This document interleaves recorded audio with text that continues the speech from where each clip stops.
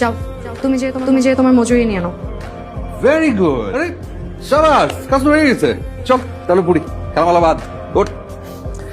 আচ্ছা শোন তোর একটা কথা জিজ্ঞেস করি, একদম সত্যি সত্যি বলবি। তুই কি প্রেম করিস? মানে তোর পছন্দের কোনো ছেলে আছে? যদি থাকে আমরা সোজাসুজি বল, তাহলে খালা কাউকে বলে ব্যবস্থা করে দেবো। এর জন্য তোমাকে কত দিতে হবে? বেশি না। ফ্যামিলি থেকে একটু বিশেষ ছাড় আছে, এখন 50% ডিসকাউন্ট। মাই গড ভাইয়া, তুমি তো ভালো ব্যবসা শুরু করছো। বেকার মানুষ, এটা কিছু করতে হবে। তো মনটা নিয়ে এদিক সেদিক যায়, টাকা উঠাইতে হবে না।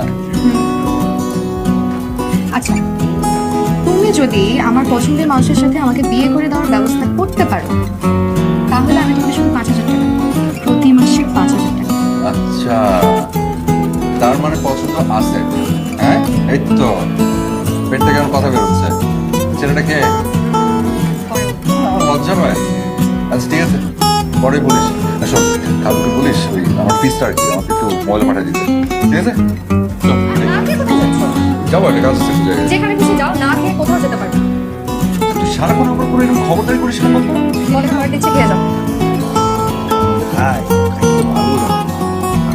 তো আসিস তো দাদা, তুমি জানো মাছ খেতে পারি না, কাটা বসতে পারি না। মাছ কেন দিচ্ছ? তাও মাথা আজ তো মাংস রান্না করে দেবে। কি দিয়ে খাবে তাহলে? কোনো অসুবিধা নেই, ডিম ভেজে দাও। ডিম ভেজে দাও, কাজে চলে। এটা উঠাই। তাহলে একটু কাঁচামরিচ বেশি করে দিও, ঝাল করে। তুই খাবি? কি? আরে তুই একটু হাতে আমার খাবারটা তুলি, কারণটা কি? ঢং করবা না, এমন একটা ভাব করছো মনে হয় এটাই প্রথম। দিয়ে দেবে ছেলে।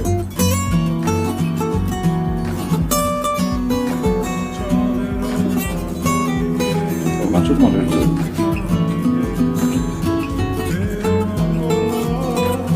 আপু শোন, তোকে একটা কথা জিজ্ঞেস করি। কর। তুই সোহেল ভাইকে অনেক ভালোবাসিস? পাকনামো কম করিস।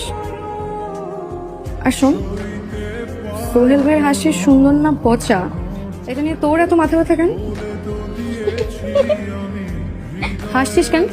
বেশি পেকে গেছিস? ও মা, আমার মুখ দেখে আমি হাসতেও পারবো না।